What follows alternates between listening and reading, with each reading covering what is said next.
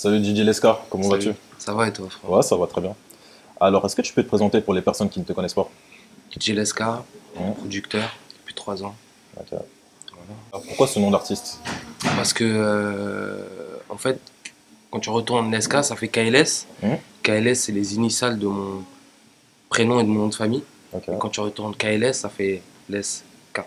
Ok, c'est très simple. Simplement. Simple. Du coup, le DJing a d'abord été une passion pour toi, mais comment justement tu t'es lancé sérieusement là-dedans en fait? Écoute, c'est simple, moi, ça fait 8 ans que je mixe. Hein. Ça fait 8 ans que je mixe. Et ça fait 3 ans que je produis mes propres sons. Hein. Comment ça s'est fait? Bah, les connexions, tu vois. En 5 ans, j'ai réussi à avoir pas mal de connexions Ouais. avec des gens dans la musique, etc. Et voilà, j'ai voulu en fait approfondir le truc et j'ai commencé à produire mes propres sons et ça a marché Ok, directement. d'accord. Mets-toi en position, bye, bye, bye, bye, bye, bye, bye. Ce soir on fait nos bye, bye, bye, bye, bye, bye, bye. Mets-toi en position, bye, bye, bye, bye, bye. Et le 12 avril justement sort ton projet Encore lui? Encore lui, ouais. Encore lui? Premier Est-ce que tu peux- album, Premier album, premier projet, premier bébé. premier mon Donc gars. parle-nous-en, combien... J'espère que ce sera pas le dernier. Ah, j'espère aussi pour toi. Combien de temps justement t'as mis à le finaliser? Alors l'album, on a mis parce qu'on est avec mon producteur, on a bossé ensemble cet album. Ouais. On a mis, on va dire 8 mois, 8 mois ouais, pour le faire. 8 mois, il y a 22 titres, dont 2 bonus tracks, c'est Vaille et Enfumé. Ouais. Je les ai rajoutés dans la playlist. Et voilà, on a mis à peu près 8 mois à faire cet album. Il y a environ une vingtaine d'artistes, du connu au pas connu, tu vois. Voilà, il y en a pour tout le monde. Ok. Justement, par rapport au choix des artistes, comment s'est fait la sélection? Bah écoute, on avait des contacts, des connexions avec plusieurs artistes, donc je suis plus parti sur ceux que j'apprécie, ceux que j'aime leur travail, tu vois. Il y en a Ouais. beaucoup que j'aime leur travail, donc je leur ai proposé d'être dans l'album et il y en a qui ont accepté, il y en a qui ont refusé, tu vois, tout simplement. Mais du coup, quand il y a pas mal d'artistes comme ça doit être un peu compliqué justement de tous se retrouver en studio. Ouais, Donc comment tu as procédé justement pour l'enregistrement de ton projet? toutes les semaines, toutes les 2 semaines, on enregistrait un morceau avec un différent, un artiste différent. Ouais. Après, ça a été galère parce qu'il faut avoir le temps, faut qu'ils aient le temps, faut qu'ils valident les instrus, Ah, bien sûr. faut qu'ils valident les feats. C'est pour ça que ça a mis beaucoup de temps. Et voilà, l'album il est prêt, il est là, il sort le 12 avril. Le 12. Et tu n'es pas tout seul, tu es en binôme avec MC Virus. Ouais, Est-ce ça que c'est tu peux mon, nous parler ça c'est justement? mon MC, ouais. Ok. MC quand je fais des showcases, il est toujours là avec moi. Et comment vous vous êtes rencontrés justement? Alors Virus, ça fait 3 ans. 3 ans. Pareil que je le connais. Et on a tourné ensemble à Marrakech, Ouais. dans une piscine qui s'appelle la Plage Rouge. J'avais besoin d'un MC, j'étais résident là-bas, j'avais besoin d'un MC. Ouais. Et lui, il était dispo pour la saison et je l'avais contacté à ce moment-là. On se connaissait pas encore très bien. On a eu tourné ensemble sur deux, trois clubs, tu vois, ici à Paris. Ouais. Après, c'est devenu un bon pote et maintenant, je le ramène avec moi partout. Ok. Ouais, c'est devenu J'imagine- mon MC officiel. MC officiel? Ouais. Ok. J'imagine aussi que tu t'es fait connaître pas mal dans les clubs, Ouais. mais à quel moment justement les artistes t'ont donné du crédit par rapport aux différentes collaborations? T'en as pas marre de faire le Tommy, pas marre de faire le Tony. Laisse-moi seul dans ma folie, laisse le seum pour ceux qui ont envie. Mon premier son, je l'ai fait avec Alrima. Je sais pas si tu connais. Ouais, je connais. Alrima, c'est un bon pote à moi, Ouais. en dehors de la musique, tu vois. Ouais. Donc il a voulu me donner une petite sephore, j'ai voulu lui donner une sephore, vu que je tournais pas mal à Paris, dans des beaux clubs, etc. Donc on a voulu se donner une sephore mutuellement, donc j'ai fait mon premier son avec lui, qui s'appelle NSM. Ouais. Et voilà, et après, par la suite, j'ai fait NASA et VG, j'ai fait Enfumé.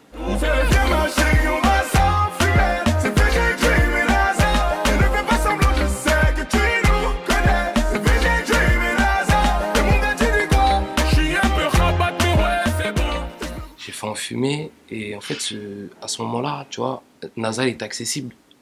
Il était beaucoup accessible. Il était accessible, tu vois. C'était pas le NASA de maintenant, tu vois. Bien sûr. Donc voilà, on a eu le cran d'aller lui demander de faire un feat avec VG. VG, on l'avait, tu vois. VG, il est en bon terme avec mon producteur. Ils se connaissent très très bien, tu vois. Ok. Et voilà, la connexion elle s'est faite et le son il s'est fait, frérot. Il s'avère que ça a été un tube directement. Ça a beaucoup tourné, des millions de vues sur fou. YouTube. Ouais, des Et millions de vues. justement, est-ce que tu as été surpris ou tu savais vraiment qu'il y Bah avait ouais. un potentiel sur Bah ce oui, tu morceau? fais tes premiers millions, t'es choqué. Et ouais, bah on savait qu'il y avait un potentiel, mais pas à ce point-là. Ouais. En fait, par la suite, quand on a sorti ce morceau, bah par la suite, t'as VG qui a pété, t'as NASA qui a pété, tu vois. Ouais. Donc le morceau, il a Clairement, explosé direct. c'était le bon timing, on va dire. C'était le bon timing. En fait, j'étais là au bon moment. Et on a fait ça au bon moment, frérot. Le son, il a pété direct. Ok, ça marche. Avant, on parlait souvent du manque de reconnaissance des DJ, des beatmakers. Mhm. Et là, aujourd'hui, on sent que la tendance commence à s'inverser. Il y a beaucoup plus de DJ, beatmakers qui se mettent en avant. Mhm. Qu'est-ce que tu penses de cette évolution par rapport à avant, où ces personnes-là, justement, étaient plus en retrait? Bah écoute, moi je pense que c'est bien, frérot, quand tu vois des DJ, ils sont là, c'est eux qui font découvrir les sons, c'est Ouais. eux qui donnent en fait la vraie force aux artistes, tu vois. C'est maintenant tu vois des artistes faire des showcases, c'est un peu grâce aux DJ, Ouais. vu que c'est eux qui jouent les sons au club. Donc voir des DJ qui produisent des sons et qui sont en avant, plus en avant que les artistes, bah, c'est lourd, c'est très très lourd. Ouais. C'est le but. Ok. Justement, je vais revenir sur le nombre de titres. Il y a pas mal de... Il y en a 22, justement, sur le projet. 22, ouais, dont 2 bonus tracks. 22 bonus trap, justement. Est-ce que c'est un choix, justement, stratégique par rapport au streaming? En fait, nous, l'album, on n'avait pas de son avant de commencer l'album, on avait zéro son, tu vois, vu qu'on Ouais. a fait toujours que des one-shots, c'est-à-dire que des singles. Ouais. Donc en fait, nous, ce qu'on a fait au début, c'est on a réuni tous les artistes qu'on pouvait avoir. Ouais. Ensuite, on a essayé de faire on a essayé de faire une tracklist, en fait, mettre lui avec lui, proposer. Ouais. Et par la suite, bah, tu vois, en fait, c'est là où tu vois le nombre de titres que tu as. Mais au début, moi, je savais pas que j'allais faire 20 titres. Ouais. À la base, on partait sur 15, 14 titres. Mais en fait, plus tu bosses l'album, bah, plus tu vas faire un son avec lui. Mais lui, il va rester lui ici, donc lui, tu vas le placer là, etc. Et après, ça fait 20 titres comme ça. Mais je savais pas du tout combien de titres j'allais faire au début de l'album. C'était vraiment dans le spontané. Ouais, t'as pas je sais réfléchi. pas. Ouais, je savais vraiment pas. Je prends l'exemple d'un DJ Snake par rapport justement à ton projet. C'est vraiment quelqu'un qui justement qui tourne partout dans le monde, qui fait des concerts. Toi, on te voit souvent dans les clubs, etc. Mais est-ce que justement tu as pour ambition, et peut-être que ça va arriver, de faire des concerts? Ouais, bah oui, bah c'est la suite, c'est une suite logique, tu vois. Ouais. Quand tu atteins un niveau comme moi, tu vois, dans l'urbain, Ouais. quand tu es un peu en place dans l'urbain, bah, t'as envie de toucher l'international, tu vois. Ouais. Snake, il a réussi à toucher l'international et c'est le rêve de n'importe quel DJ, tu vois, de toucher l'international, parce que c'est l'international le plus lourd, tu vois. Ouais. L'urbain, c'est lourd, mais l'international, c'est encore plus lourd, frère. Ouais. Et en parlant d'international, tu as un DJ, je pense que tu écoutes beaucoup de sons. Pour toi, c'est quoi la combinaison rêvée pour faire un hit avec un artiste? Moi, je vois bien des Tory Lanez, Tory Lanez. Nicky Jam, J Balvin, tu vois, moi je kiffe le latino, tu vois, les sons latinos, je kiffe de fou. Voilà, tu vois, partir sur un son reggaeton avec un gros artiste US, avec un artiste un peu latino, c'est la combinaison rêvée, comme tu as dit. Ok. C'est très très lourd ça. Alors, je te laisse conclure pour le mot de la fin. Bah écoute, il y a quelques jours, il y a un gros clip qui est sorti avec Abou de Beng et KGS qui s'appelle Éliminé. Y'a de la meuf, y'a de la cuisse, une équipe de footballeuses qui me suivent.